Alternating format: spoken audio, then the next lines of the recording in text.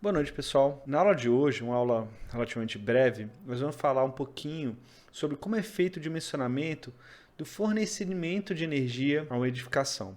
A gente já falou sobre alguns elementos que talvez a gente ache que já responde a pergunta sobre o fornecimento de energia, mas não é exatamente isso, que é o processo de dimensionamento de disjuntores e condutores, né? Apesar de estarem relacionados, o dimensionamento de condutores e disjuntores dentro de um quadro segue uma lógica um pouco diferente do processo de dimensionamento do sistema de fornecimento de uma edificação. Uma das coisas que a gente tem que prestar atenção é que a gente vai usar as notas técnicas definidas pela SEB, tá? Que é a concessionária de Brasília. Se você mora em outro estado, você tem que dar uma olhada como é que são as notas técnicas referentes à sua concessionária. Tá bom? Porque essas regras elas mudam de concessionária a concessionária, não é algo que é definido por uma NBR de valor nacional. Tá legal? Então, para começar, vamos entender o que eu quero dizer quando eu estou falando de fornecimento de energia. Então, inicialmente, o que a gente tem que observar? A concessionária ela fornece para o consumidor os meios necessários para a gente poder providenciar um sistema elétrico dentro de uma residência, dentro de uma edificação. Como isso é feito? A concessionária, através do sistema de baixa tensão ou média tensão, dependendo do que a gente está trabalhando, o que a gente vai apresentar aqui é a metodologia para baixa tensão. Lembrando que isso é um curso mais voltado para técnicos de edificações, então o nível de profundidade dado aqui leva isso em consideração. Então a concessionária ela vai disponibilizar ao consumidor condutores, fase e neutro, que posteriormente vão ser conectados no sistema elétrico da forma que a gente já apresentou anteriormente. Tá?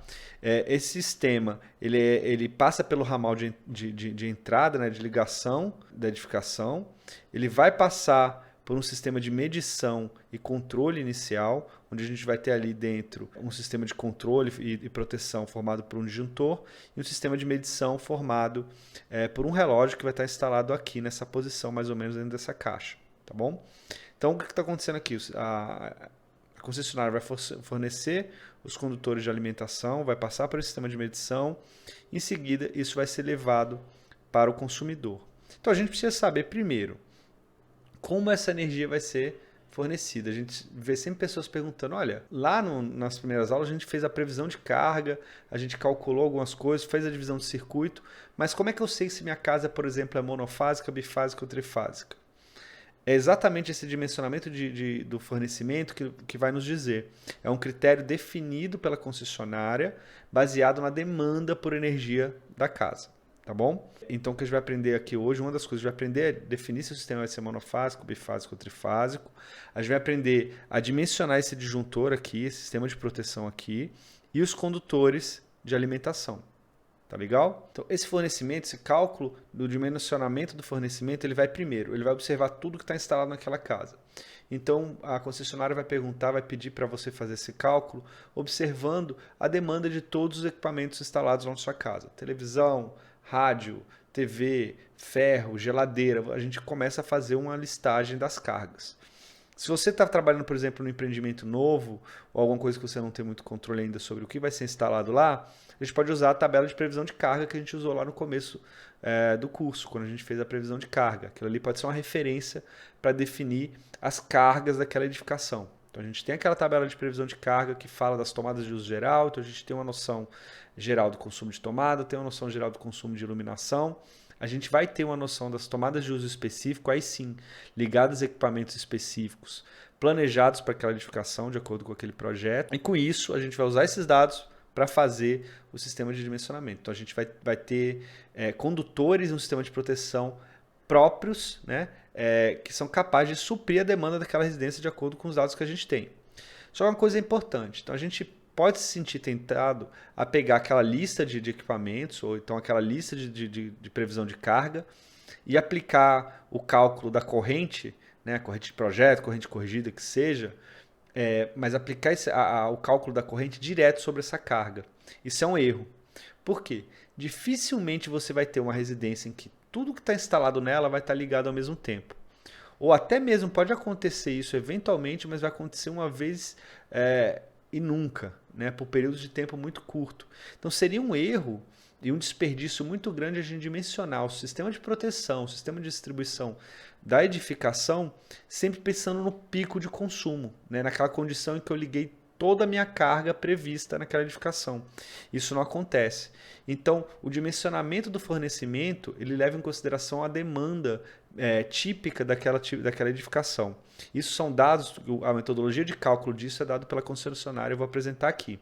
E ela leva em consideração a probabilidade de a gente ter uma série de elementos ligados ao mesmo tempo. Tá? E como é que isso é feito? Então é muito simples.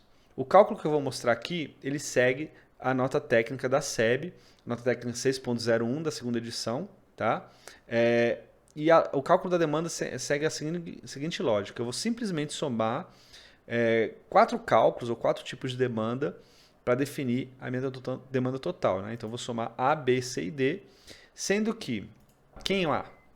Segundo a nota técnica, o A ele faz referência às tomadas de uso geral, tá? E o sistema de iluminação.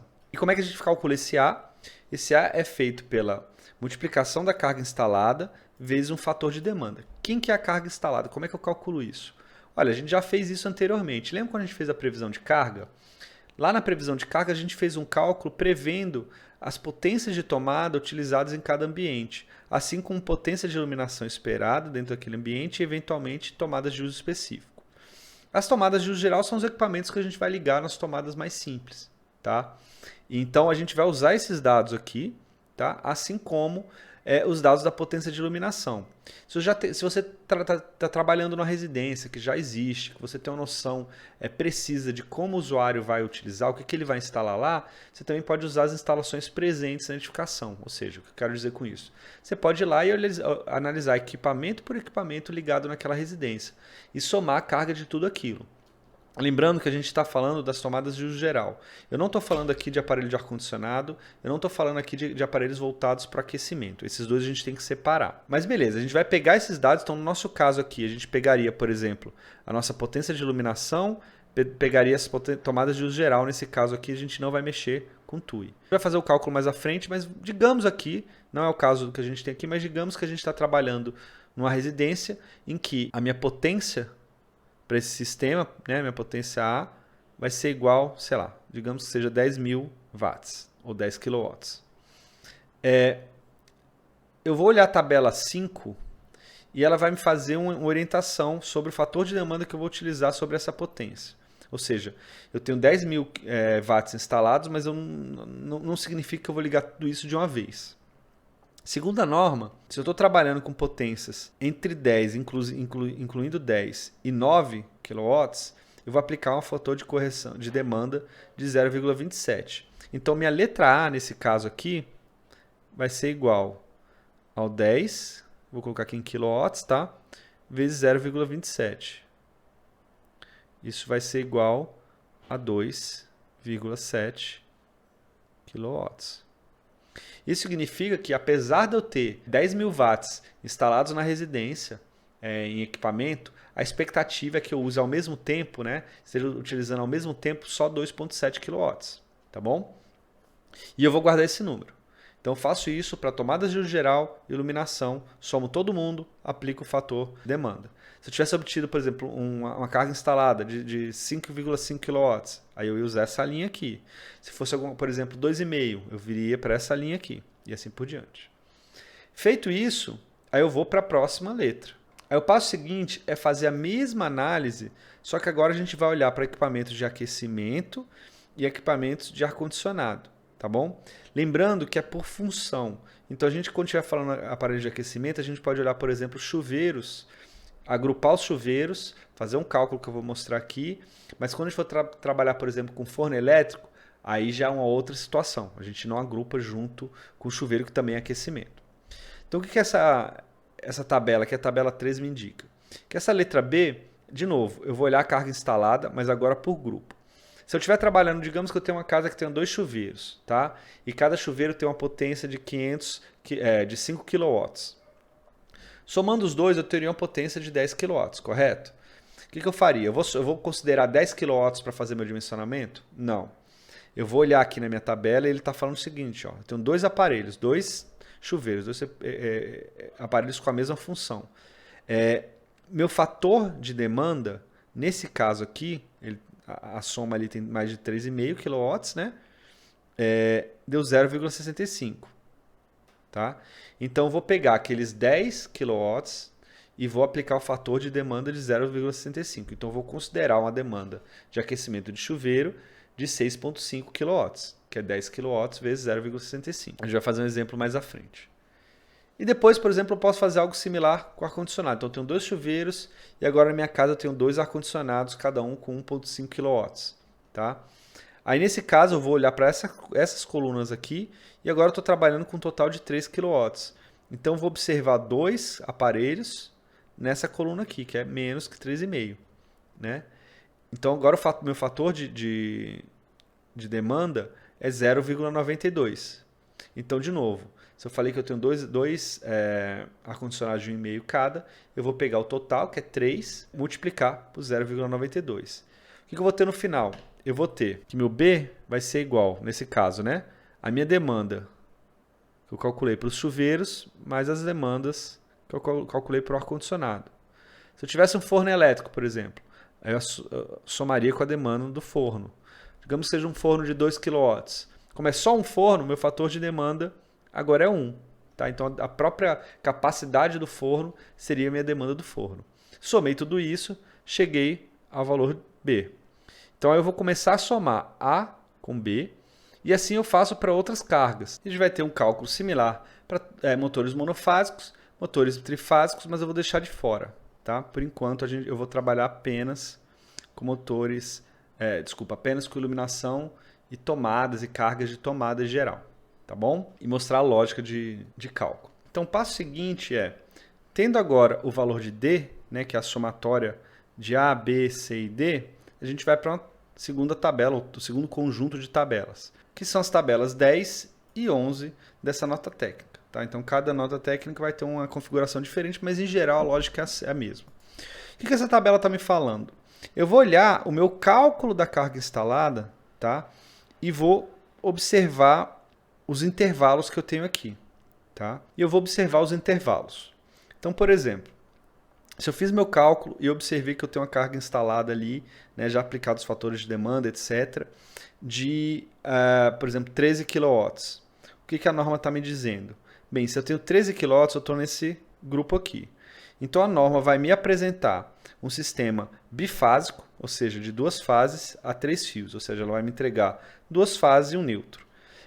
Eu vou utilizar um disjuntor de 35 amperes para fazer aquele meu controle, minha proteção do sistema. Então, esse disjuntor geral aqui, né, vai ser um disjuntor de 35 amperes. E, além disso, estou trabalhando com esse aqui, eu vou trabalhar com condutores, tá, de 6 milímetros quadrados. Nesse caso aqui, meu aterramento e minha proteção também serão de 6 milímetros quadrados. Então pronto, a gente descobriu como é que a gente sabe se a nossa casa é bifásica, trifásica, como é que a gente calcula o disjuntor e como a gente calcula a bitola do fio da alimentação.